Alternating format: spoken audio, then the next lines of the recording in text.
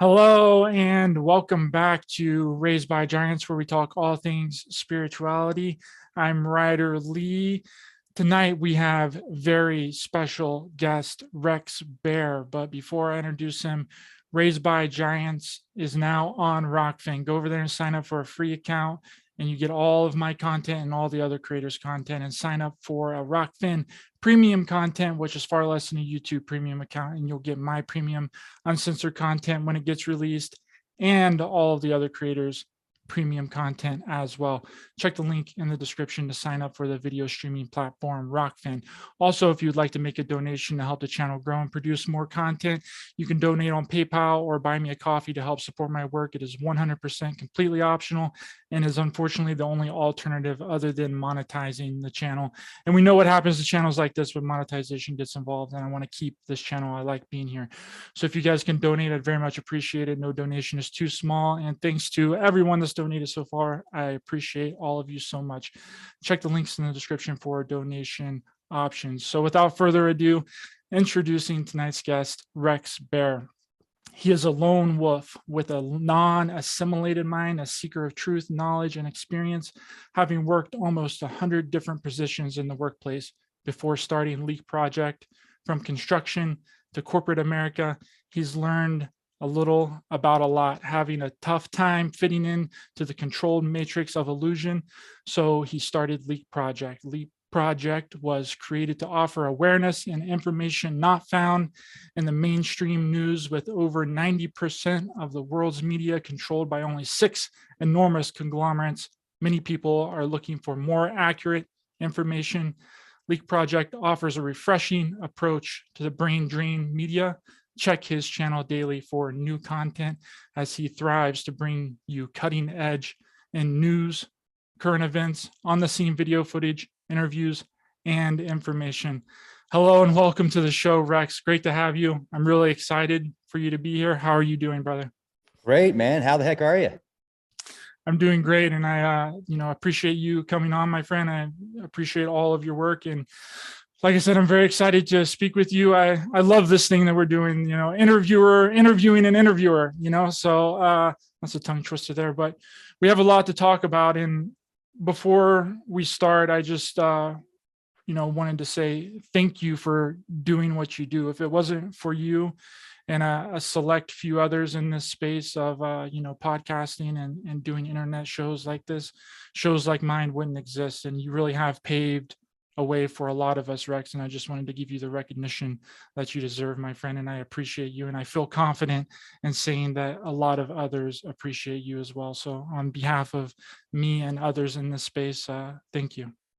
Oh, thank you. It's an honor. If I didn't have people watching what I do, it wouldn't be nearly as fun. So it's an honor, and I think it's a mutual thing, and I like what you're doing. So thanks for the invite. Where are we going to take it today?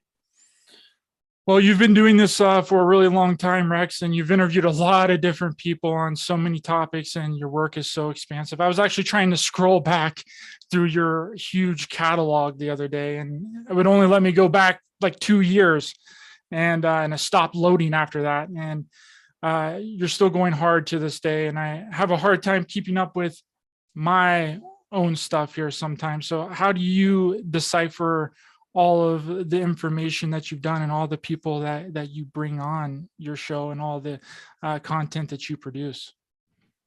Yeah, that's a great question. A lot of it I feel is important. When I first started Leak Project, I would interview just about anybody. It was more kind of like a coast to coast platform where I was inspired by them, and I wanted to give a bunch of different people a chance to talk about their truths.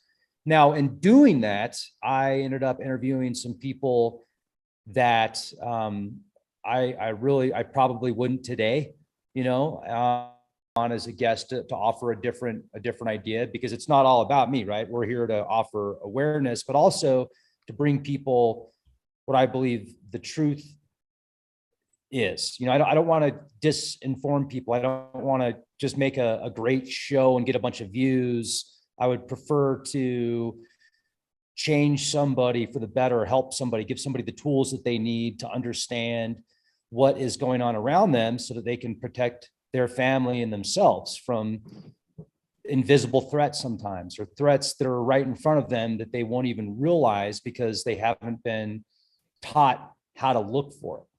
It's really weird. I don't know. It's like, I love people, but most people out there that I meet that aren't really a part of this network or these circles, you know, it'll take me 30 seconds to realize that they have no interest in what I'm talking about, and I'm driving them crazy, and I have no interest in what they're talking about. So, but at the same time, I still want to help them. And maybe it's more of a primal thing. Maybe I've seen this before, where the world has risen and fallen. And there's been a lot of people that have gone with it. You know, I mean, it's like a cyclical thing that I'm seeing here. And maybe it's just instinct where I want to help people so that we don't get into that situation again. But it's almost like a spiritual thing for me now. A lot of interviews that I do are so synchronistic that I'll talk to somebody about a specific subject, and then the very next podcast, the guest I have on the show that has no connection with that person brings up the same topic or the same specific list of subjects. And that makes me feel that I'm on the right track to bring information to people, to help them, you know, to help the world. So if we do come back, we don't come back into a system of complete annihilation and nuts and bolts, but actually organic nature merged or separate from technology. How many rise and falls of civilization do you think that we've been through? I mean, there's a lot of proof that we have been, if not just as advanced as we are now, or even more highly advanced. And it seems like whenever we get to a certain point in our society, it seems to just collapse and crumble on its own. And I don't know if that's in an organic way, like the earth is just resetting everything, or if it's an inorganic thing, like maybe some group or some outside force is intentionally doing it to us. Yeah, that's the conundrum. That's the ultimate question. Have we done this infinite times, or just a finite amount? And the cyclical patterns that we are experiencing now, it definitely seems to happen every few thousand years, like when the zodiac changes from, let's say, Pisces to Aquarius, or from Aries to Pisces, or from Taurus to Aries. There's a transition in mindset. There's a transition in even power structure. And right now we're going through that transition. And so I've questioned, okay, do we follow what the natives talk about, where there was a time before the sun, then there was the time when the sun was yellow, and then now the sun is white. And then the next transition, the sun will be like, it'll be like a glittery world that we're supposed to go into. And that to me sounds like the sun explodes and there's some type of supernova, and that's the after effects. Because we're seeing the sun right now in the daytime, it looks white. I don't think the sun itself is white. We have a weakened magnetosphere and a more intense sun. But if you see the sun when it sets and you watch it set, you can still see that orange color that you would see 20, 30, 40 years ago, because there's more atmospheric conditions protecting us from the sun at that time. So the color doesn't seem white, and it isn't quite as intense on the skin. But I think that I think it's infinite, man. I think that we've done this infinite times. I don't think that there's necessarily a big bang where there's nothing and then all of a sudden, boom, it's all there. I mean, it's just, that might be an effect of something else, but that big bang could have happened infinite times. So we're a species of amnesia, and we tend to think that we're on a linear time with technology. But if you look at some of the ancient megaliths and the way that these megaliths seem to be lined up with the Earth's magnetic field, it's like the ancients were building with the Earth, not against it, not like it was a separate entity, but they were a part of it. And we are a part of the Earth. The Earth is our mother nature. And I think we need to go back to that, like, balance. We need to find balance. Otherwise, something's going to happen where we're going to go back to a very primitive, archaic time, and there won't be a whole lot of us left, and we're going to have to rebuild. Or it could be even more dire, and we could I don't know if we have the technology or the power. I don't want to say technology. I don't know if we have the power to destroy the earth, because I think the earth is a sentient being, much smarter than us. I think she would stop people before they stopped her, but I could be wrong. You know, I mean, there's so much pillaging of the earth, but maybe we were designed for a specific purpose to be like good stewards of the earth. And maybe we'll come up with technology that'll protect her in the future from a solar flare or an asteroid or a comet or something like that. I don't know, but there's got to be more to us just being here. We're always looking for aliens, but maybe we're the aliens. Like, why are we here? Is it just to feed off of the earth while something feeds off of us? Or is it like a symbiotic relationship? I mean, I'd like to ask you, what do you think it is? Why do you think we're here? I think that it's way more complex than anybody can even possibly imagine. I mean, there's a really complicated. Everyone wants to symbolize things and get the whole coded. They want to put everything under an umbrella, right? And make it black or white when it's not so black and white.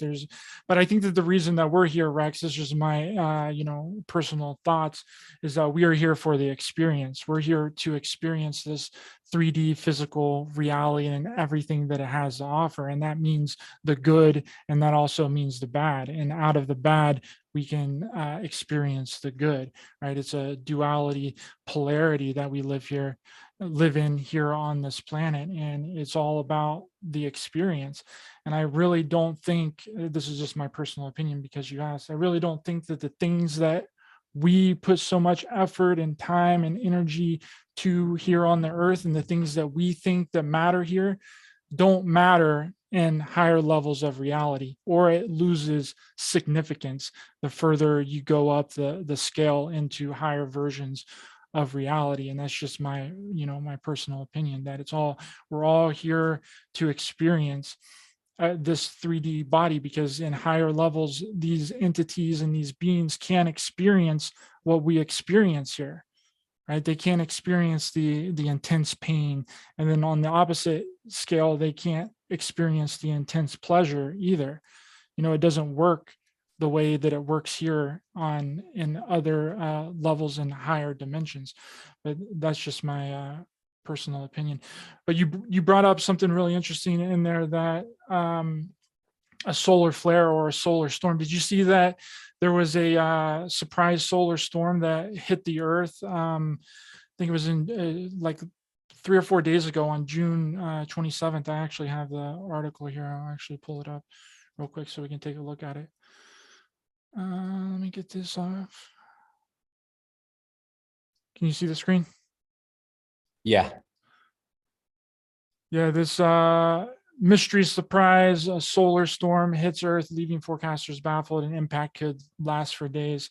A minor solar storm struck Earth over the weekend, sparking displays of northern lights in the Arctic. The storm was caused by a volley of radiation known as the coronal mass ejection, according to space weather trackers. And this is from the US Sun. But I just thought that was interesting, that they may be, kind of priming us for a big coronal mass ejection, and this is just kind of the sun just tinkering with us a little bit. And it could be something way bigger or huge, because we know if there's a huge coronal mass ejection, then that could basically eliminate, destroy majority of the earth. So and David Dubine talks about this too, and how that the sun is going through these cycles, and it might be getting ready to burst and have like a huge, because you're right, the sun has changed colors. It used to be yellow and now it's more white, and then it could turn like a bluish color, and then after the bluish color it could basically explode, and that's like the sun maybe resetting itself. And then after this big huge coronal mass ejection, it might go back to being yellow. I don't know, what's your thoughts? And I wonder if this has something to do with the sun also. A few days ago, there was a sunspot that was facing the earth that was 3 times the size of the earth. So if you got a sunspot that's facing the earth and it's expanding, then potentially there's a solar flare or an outburst. And when you look at the sun at night or in the evening, when it settles, you can see the color, like the orangish color, like it used to be. So that clearly says that the sun hasn't changed color, but it's the atmospheric conditions that causes us to see a difference in the color of the sun. Yeah, it makes 100% sense. And there's been so much space. They've been talking about space and talking about Mars here a lot recently. Like we've had more Mars news and things about space in the past 3 or 4 years than I think that we ever have before. I don't remember seeing this much stuff about Mars and about space. So what do you think is going on in our outer planets? Because we know that a lot of the planets in our solar system are all having activity. They're all having some kind of seismic activity going on all the planets in our solar system. So do you think that this is something that could be hitting the Earth as well, or if we know the planets have influence upon the Earth, but does the Earth have influence upon the rest of the planets in our solar system too? That's a great question. You would think so. If Venus and the moon and Saturn and Mercury and Jupiter and Neptune and Pluto and Uranus, if they all affect Earth, then why would Earth not affect them also? And astrology, if you study astrology, like real astrology, there's huge connections with the planetary bodies when you're born and how it affects your life path and your physiological characteristics oftentimes and mental attributes. So why don't people question that? Why? That's a great question. Absolutely, you would think Earth would have an effect on the other planets. But then the question is, why is there so much? Why are these other planets having such an effect? Why are they changing so much? Like, what's going on? Is it the sun that's causing them to change? Is there a binary star? Is the nemesis real? Is it a dark star? I don't know. I mean, I used to be real skeptical about the whole Planet X thing, but when Zachariah Sitchin explained being Nibiru, the 3,600-year orbit, I don't know, man. I don't know. But if you study the old Sumerian stuff, they would rule for 3,600 years, which would be one Sar, ancient Sumerians. So it's like there's a return of something every Sar. I don't know about the whole, but there's something affecting the planetary bodies. And if it was a dark star, a binary star, and it was returning and we couldn't necessarily see it, but we could see the effects it was having on the planets, that could be a potential theory right there. Do you think that they measured time the same way that we measure time? Because you just said that, I'm guessing you're talking about the Sumerian Kings list, the 36,000-year rules of the Sumerian Kings list. Do you think that they measured time the same exact way that we measure time today? Do you think that they would be, or do you think that they would be on some kind of different time scale? I mean, we know that time was, measured based off of the sun and the sun coming up and the sun coming down. I mean, you can measure it from, a sundial as well. I think that that's the way that time was originally made. But do you think that there would be any difference that could explain why these kings ruled for such long period of time? Maybe it was because they somehow measured time differently. So maybe they weren't living as long as it says there. It was just that they were measuring time and days differently. I mean, it's a possibility, but then what would that be based on? Like, what would their time be, and how would you project it? If they were orbiting a different star, then that's a possibility. But if they were orbiting the same star that we are now, if they're orbiting the sun, I don't know why they would use a different time unless they were using the moon or something like that. But even the moon has, I think it's like 28 day cycles or something like that. So it's pretty close. It's not a huge significant difference, but that is possible. But there's also a lot of numerology and sacred numerology associated with certain king lists, because everybody, I'm sure, that's watching this podcast has heard of the Sumerian king list. It goes back over 281,000 years, and some of these kings are ruling for like 36,000 years. I think some kings even rule for 42,000 years. There's another king list called the the Chaldean account, the Chaldean king list, and there's 10 kings that rule actually 432,000 years, which this king list has an even longer ruleship because, 432,000 years versus 281,000 plus. But notice the number 432. 432 is a sacred number. And then there's 10 kings that rule for 432,000 years. So it's like they don't understand necessarily because we're looking at literal translations versus metaphoric. Much of the Bible is astrotheology. It's these scriptures are talking about planetary alignments and star charts and the zodiac will. And the Sumerian king list could have some of that significance. A lot of the Sumerian tablets and Akkadian tablets describe astrotheology, and then it's just translated into a different language. And oftentimes they'll take a lot of pieces out and water it down. So then you have to question who actually wrote the king list, who actually wrote these tablets. Were they written by scholars and the gods were telling them what to write? So are they stories? Are they legit? Is it real? I don't know, man. There's just too many questions to put a solid answer on these mythologies. You just have to cross-reference them all. But one thing you can do is you can link them to the stars and the planets, and you can connect a lot of this to astrotheology, which is a huge component. A lot of these stories talk about aliens, or where people think they're talking about aliens, it could actually just be talking about planets. I agree, and you can trace back a lot of the Bible and a lot of these stories to astrological bodies in the sky. I think that's what the "as above, so below" thing actually means, and that's what they're trying to explain to us. And it's trying to be explained to us through an allegory and a metaphor. And it was interesting that you brought up 432 because look at 432 hertz music, right? That's the love frequency. That's what I believe that the Earth resonates on. Right, so it could be that they're coding that in there to show you that that's really about the Earth, the 432 hertz frequency. I don't know, that kind of just thought of that when you brought it up. Yeah, absolutely. And then you have to question the 10 kings. Were the 10 kings literal kings, or what do they represent? Do they represent something in the spiritual realm? They represent rulers, or a combination of the two? Is it referencing 10 different notes on the musical spectrum? And each name, each king has a specific frequency or key. And then if you understand it, then you read it, and then it kind of unlocks certain parts of your brain to help you achieve higher levels of consciousness, possibly.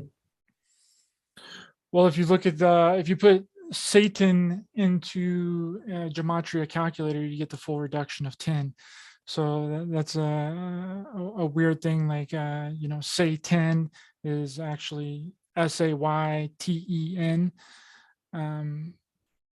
I don't know, that's something interesting that I've been really looking into, is a lot of gematria, because I think that gematria is kind of like words, that we know that words are spells, but then when they also use numbers for their rituals and numbers. And if you can, translate the words into numbers, then you can figure things out even better. I don't know if you've looked into, I'm sure you've had people on talking about gematria a lot before, but.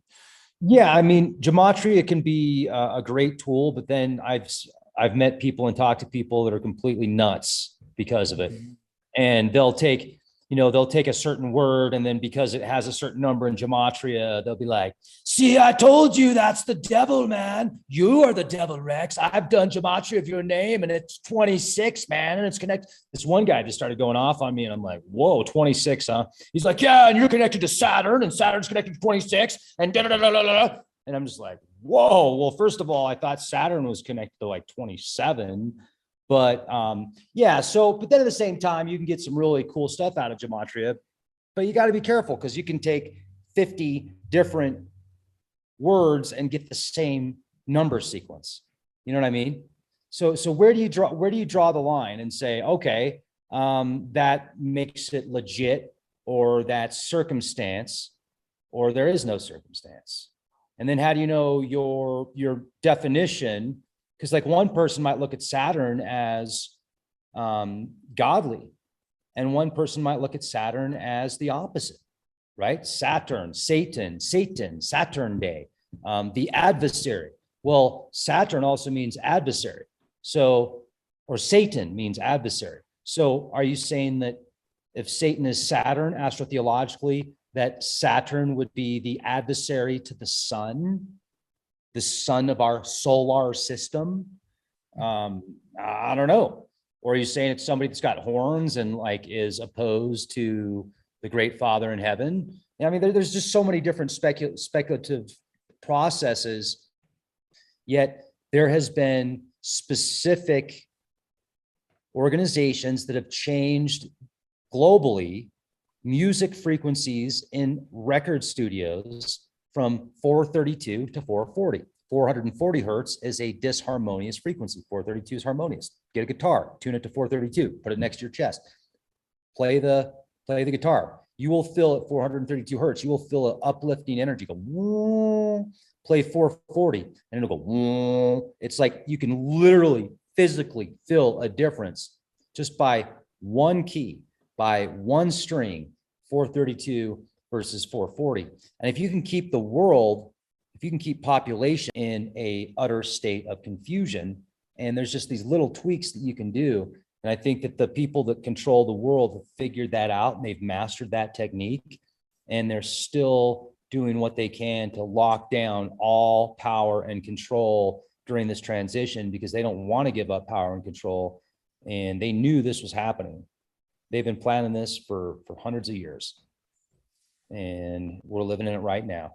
I agree, and that's why the Beatles was so popular, is because all of their songs were tuned to 432 hertz, and I think that they changed it right after that, and they tuned it down to get us into a low vibration, because we know that they like to invert everything. Rex, you know this. We know this. They want to invert the symbols. They want to make you, when it's up, they want to make it down, and when it's left, it's really right. When it's right, it's really left. And I think that is a big proponent of it, was changing the frequency of the music, because we know music can make or break you. Like, music can put you in the best mood, or it can put you in the worst mood.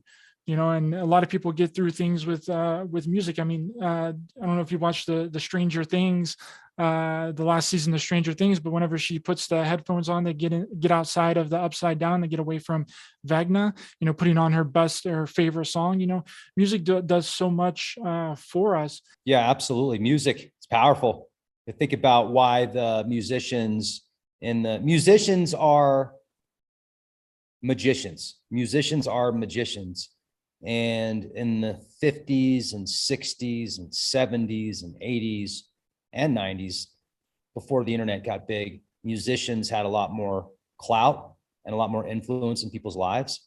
And so that's why you would have organizations, clandestine operatives that would influence these musicians and tell them, okay, here's the lyrics, here's how we want you to dance, here's how we want you to perform, because it's all ritual. Much of it is ritual. Much of it's ritual and power. And if you could control, like if you ever listen to the songs that are just on the radio and the lyrics, and then you catch yourself singing those lyrics, you're a part of that spell, man. And they're shooting it out there. And I'm not even saying it's bad, because there's a lot of beautiful music out there. There's a lot of beautiful music. But think about even the Beatles. It's weird you brought up the Beatles. And they were into some really weird occult stuff too. Like, how about looking at the inside of some of the album covers, where you'd see a bunch of like dolls with broken apart, right? Like that one, they got all those baby dolls and they're broken into different pieces and stuff. Like, it's kind of weird. Isn't that kind of weird if you really think about it?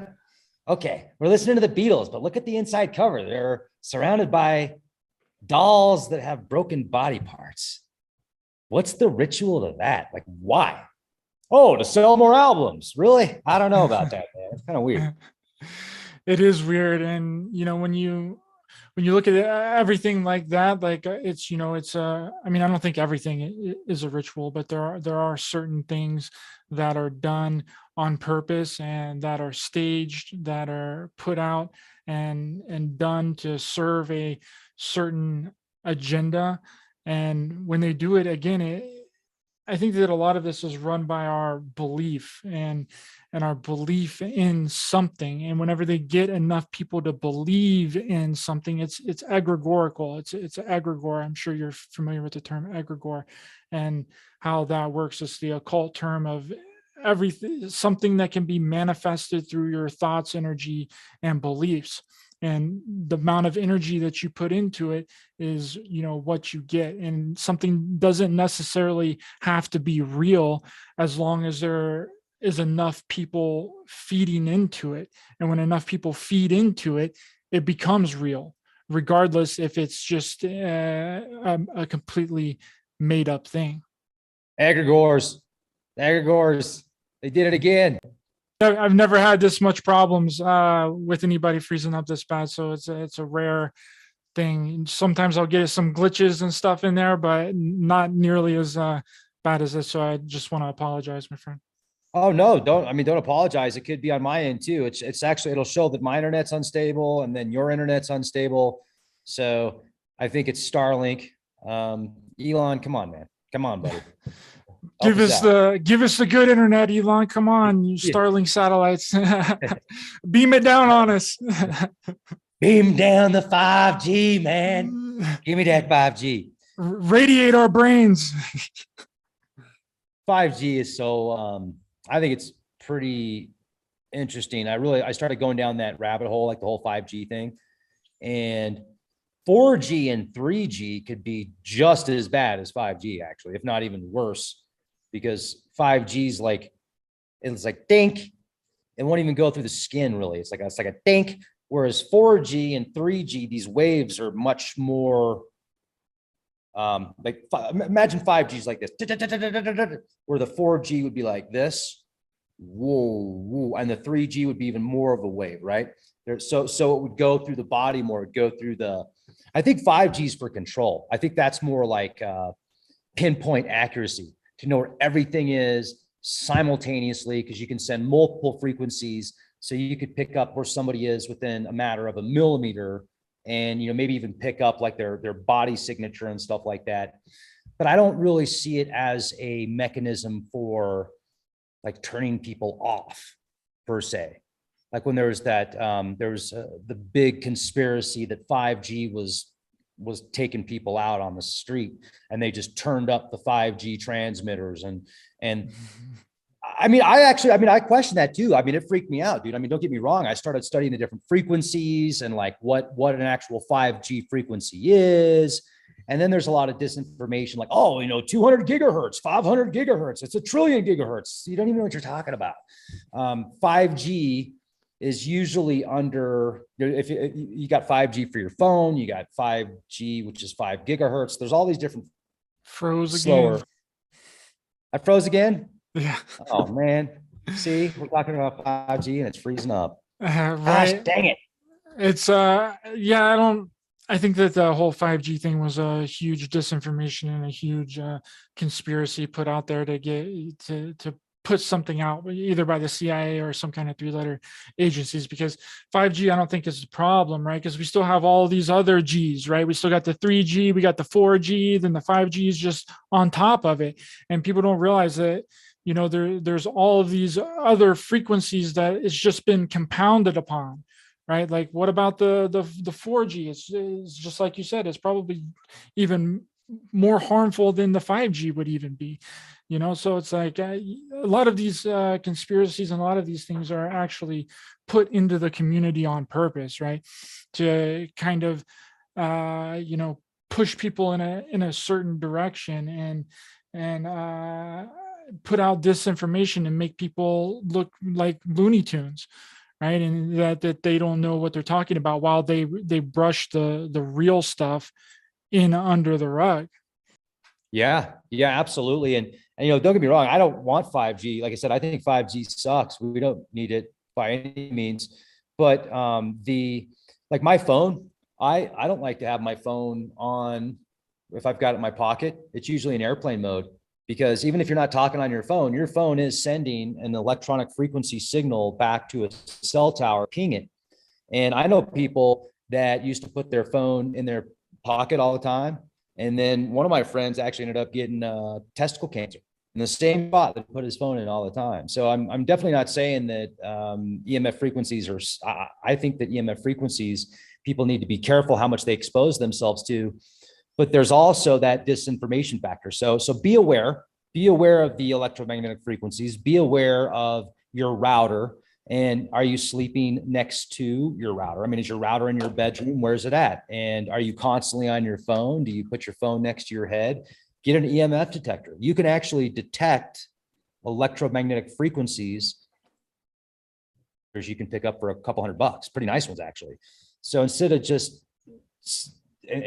reading something on the internet and getting freaked out about it, and then going on and regurgitating a bunch of BS, do your own research. And then you'll find out it's probably not as bad as you think, but then there might be circumstances that are worse. So you can protect yourself. You can move the router out of your bedroom. You can get a wired headset for your phone. You can get, like, we've even got at tinfoilcap.co, we make really nice, like this hat will literally block EMF radiation. It has a liner inside of it that blocks EMF radiation, low EMFs, high EMFs. We've got phone covers. You can put your phone in and you will not receive a phone call because you won't be able to get one because it's completely blocked. It's a Faraday cage for your phone. I mean, there's stuff you can get. There's sheets you can get for your bed. There's clothing you can get for your body that will block EMF radiation, but you just have to actually do something about it. That's why I started Leak Project, because we look into the conspiracies. We find out what's actually a conspiracy and what's a conspiracy to be a conspiracy. You know, what's legit, what isn't. And we're not always right. I eat crow on a regular basis, folks. I'm wrong all the time. I shouldn't say all the time, but I'm wrong quite a bit. When I'm wrong, I figure it out and I will show you what I found out. I mean, it's a learning curve we're on here. We figure something out. We figured out the truth. If we said it wrong before, we'll make it right. We'll talk about it. I don't need to hold myself to one specific idea like so many scholars do. How many people out there that have these high level degrees and spent over 100 grand on their education, and they won't look at anything outside of that because they're indoctrinated into that mindset? I can look at what they're doing, and then I can look at other stuff without having to be stuck on one specific thing. I'll have an open mind so that it works, because your brain doesn't work unless it's open. It's like a parachute. But if it's so open, your brain falls out on the sidewalk, then you're effed, because you're going to step on your brain and it's not going to work. So you got to use discernment. And that's why you question everything. And if it resonates with you, great. If not, that's great too. Just do your own research, folks. Absolutely. Absolutely, Rex. I think that no topic is off limits, right? And I just have a question for you really quick. What made you land on the name Leak Project? Was it a spinoff of governmental projects? Because we have like Project Mockingbird, Project Pegasus, Project Stargate, and so many projects that the government are doing. I'm not saying that you're any way related to the government, but just what was that kind of what gave you that idea to name it Leak Project? Kind of, I mean, the leak, the whole leak of information, an information leak. Leak Project has, in my opinion, a real catchy, it's a catchy couple of words. And when you think of Leak Project, you're probably going to think of something along the lines of information leak. So that's why I started it. And that's the name. Actually, and a friend of mine at the time, he thought of the name. And I said, "Oh, wow, dude, that's a great name." I said, do you want that name?" He's like, "No, you can have it." And I'm like, "Okay, cool." So I want to thank Zach. Thank you, Zach. I haven't talked to you in like 10 years, man. I hope you're doing well, brother. Zach from Scotland. So yeah, that's really awesome. And you do a lot of on the ground work, kind of like what you were mentioning earlier with filming and doing drone work and looking at hieroglyphs and EMF detection and conspiracy scientist kinds of things. So what's the most interesting place that you've been to in the US? I know that you've been to Utah and Arizona, and you do a lot of on the ground work in those areas. Wow. I just saw some of the most amazing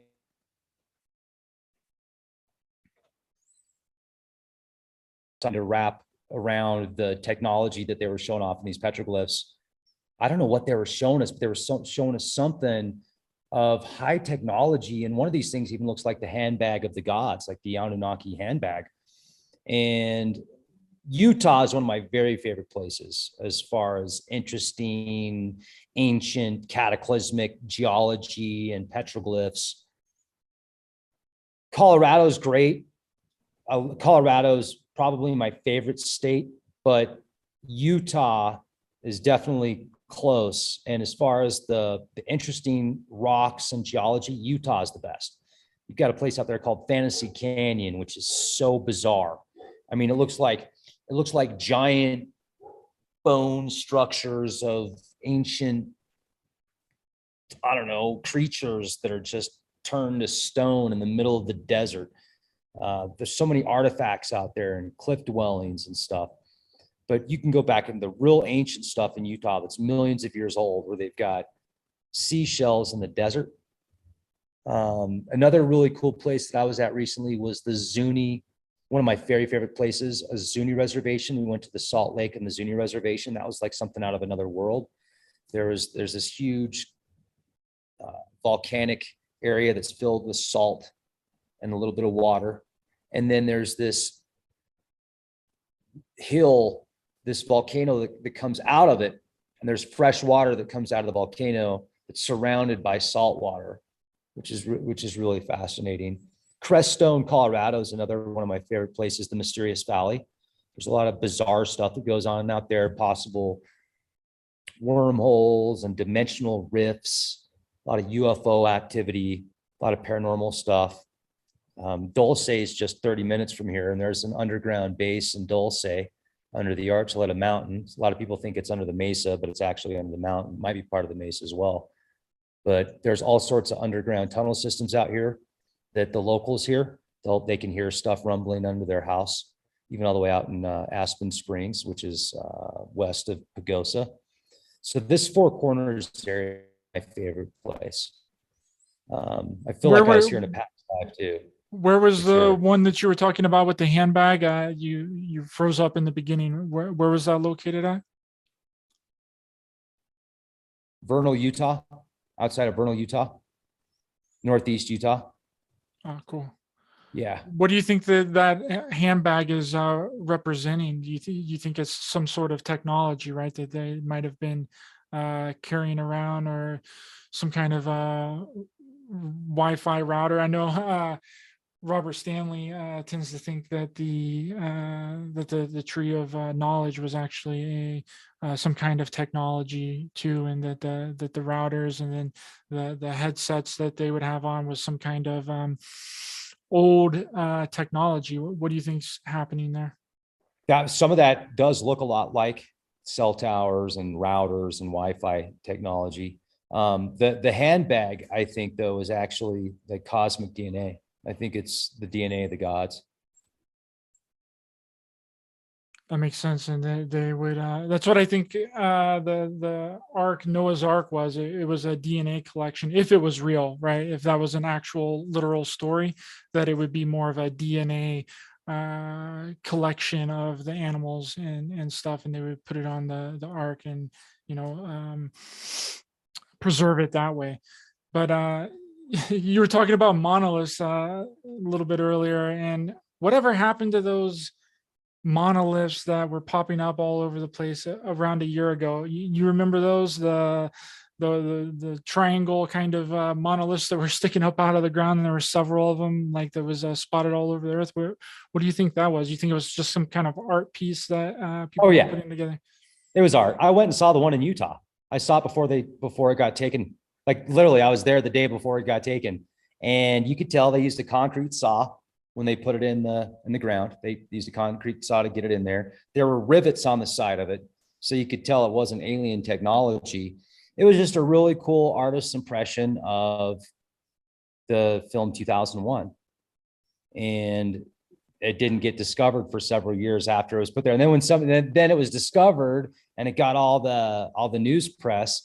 Then a bunch of other artists decided, hey man, I want to get in on that action. I'm going to put my megalith up here.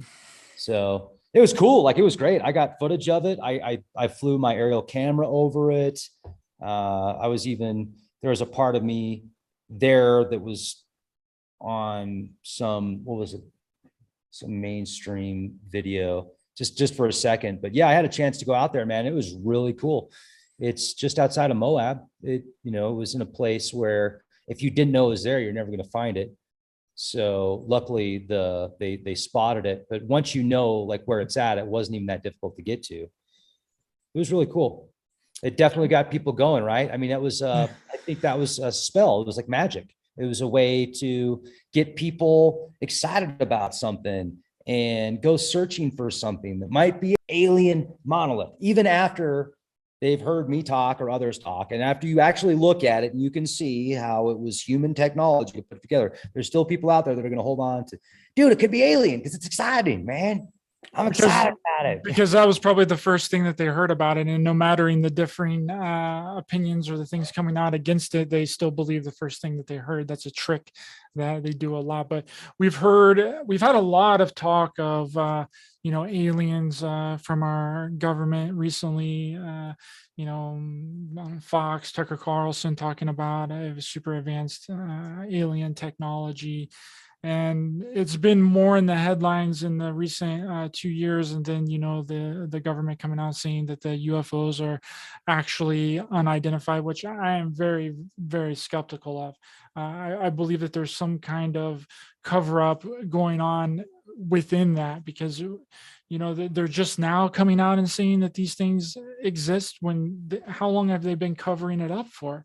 Right. The CIA and the government's been covering up this phenomenon since Roswell, so it's really strange that they just randomly decide to come out and say that the UFOs, which the new term is UAP now that they've rebranded it as, are finally real, right? Or they can't identify them, or that they don't know what they are, and that we don't have any of this advanced technology, which we know is a lie. You've shown on your show before the patent for the TR-3B. We have highly advanced technology that nobody knows about, right? So I think that there's some kind of deception going on here with all of the talk about aliens and UFOs and extraterrestrials that I just kind of wanted to get your thoughts on. When the Vatican says they're going to hook up with NASA and put together an alien disclosure project or an alien disclosure group, really, come on. Vatican and NASA, that's like, they're made for each other, right? They're so intertwined that, to me, it's just more controlling the narrative. Well, I would much rather interview somebody, an independent researcher, versus going to NASA and the Vatican for alien disclosure. That is just, to me, it's almost comical. But people are like, no, dude, that's legit. Put their hat in the ring now. I mean, clearly they got to be important, right? And gee, what happens if people realize that a lot of the worshiping that's going on is actually worshiping of technology, not of gods or of God? You think that would take the hegemony a little bit, the position of power away from the Vatican? Absolutely. And I think that it's all about the technology, right? It's exactly like what you said, that they're worshiping the technology. And a lot of this, I believe, is happening because of the suppression of our technology and the way and they just can't release it right off the bat, because then that creates too much opposition and there's too many questions to be asked from the where did you get this technology, how long have you had this technology?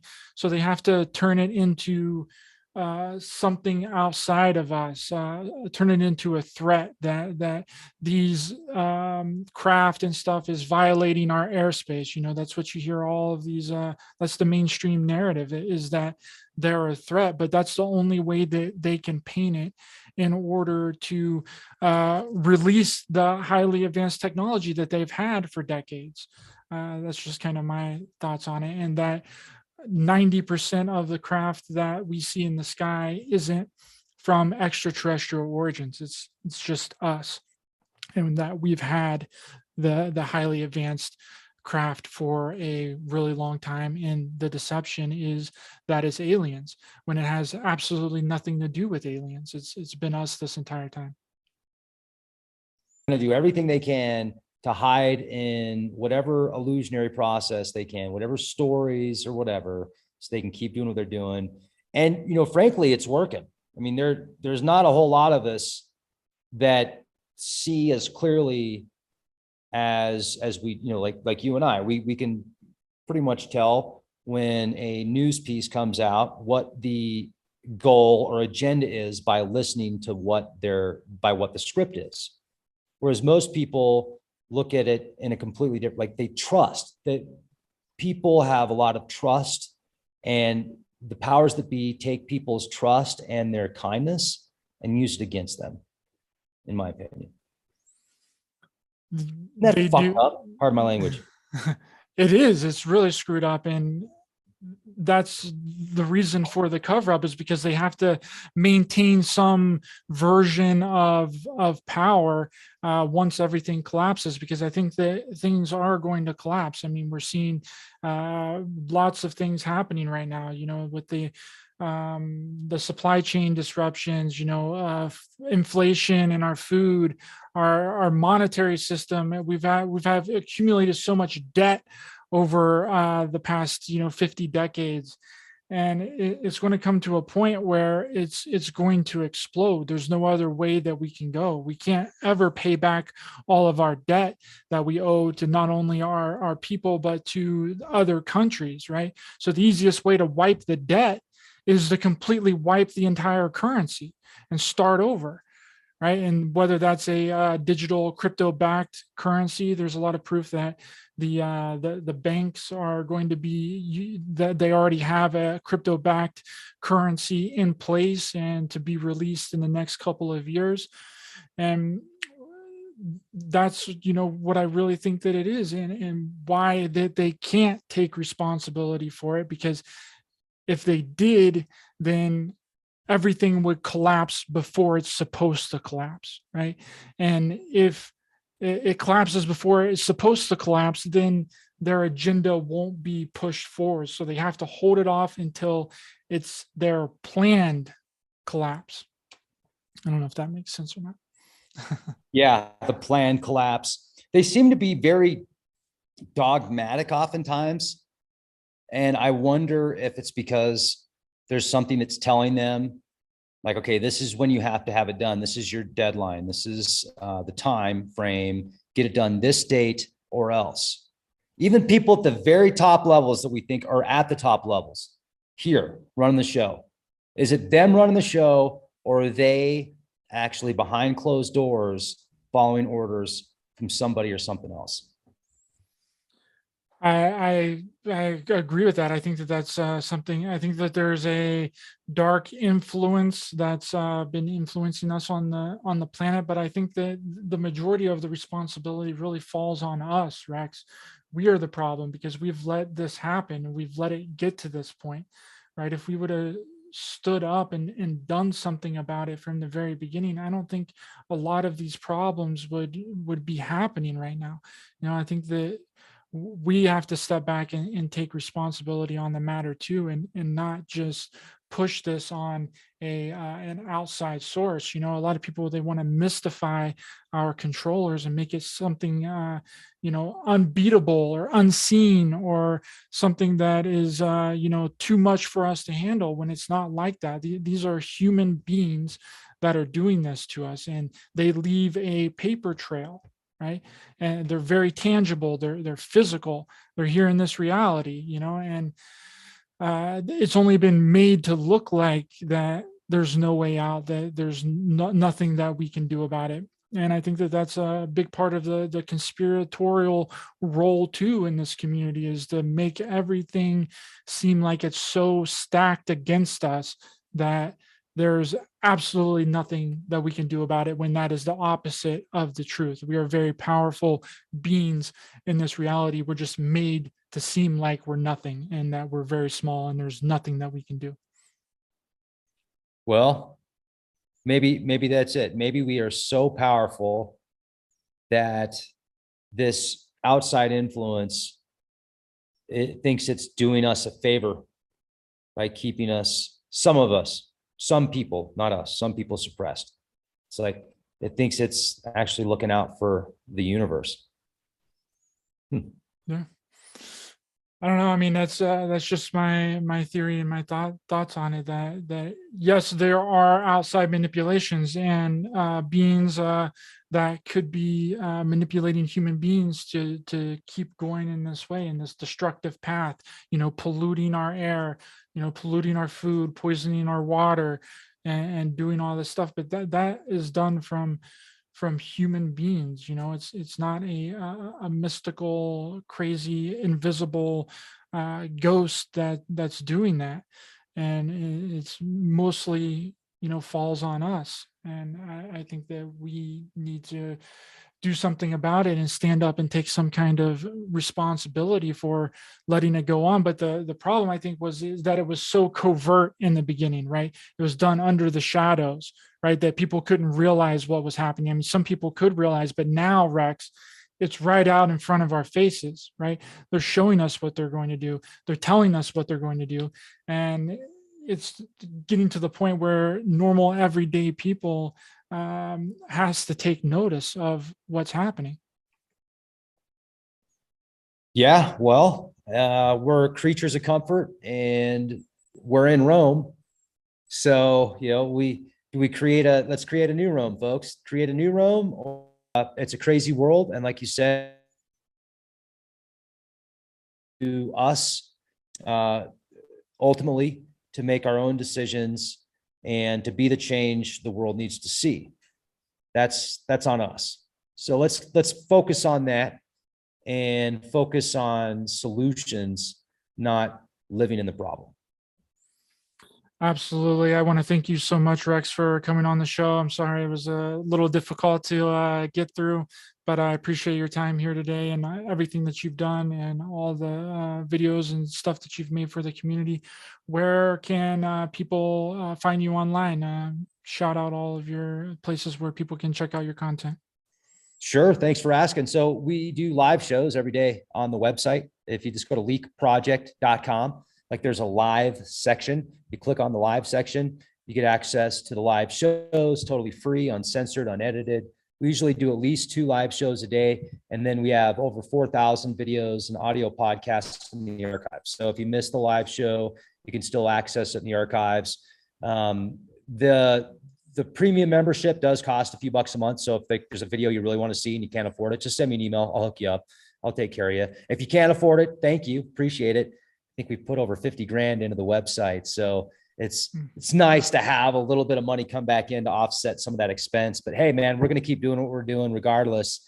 And just happy that there's people like you to listen. And thanks for inviting me on your show. I had a great time, and good luck editing out those little blips.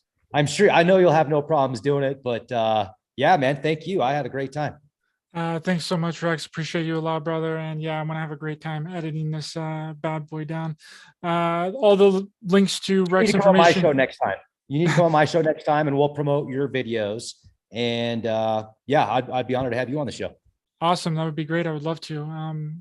Whenever you're available, my friend, I appreciate that. That would be amazing. You probably should have sent me the link, and then I hopped on, and then I would have just recorded it on my end, and that probably would have went better like that. But we got what we got, and I appreciate your time here today, my friend, and love all the work that you're doing. And the links to all of Rex information will be in the description of this video. For everyone else, thanks for watching and listening. Much love to everyone in the chat. I hope that you were able to make it through this video okay, and that I did a good job trying to edit it.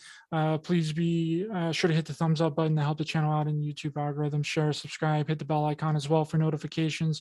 The link to my channel on Rokfin is in the description. Hit the follow button over there. for my premium content. You can catch this episode and any of my other episodes on all podcast streaming platforms and download them directly to your device for free on Spreaker.com. Again, thanks so much, Rex, for coming on to share with me and my audience. You're welcome on here anytime, my friend. Thanks, Ryder Lee. That's a cool name, man. I'll talk to you again soon. And remember, we're not only in a spiritual war, but a war on humanity. Stay aware, stay alert, keep loving your heart for everyone, stay safe out there. And if you can see through the illusion, you are the solution. See you guys next time.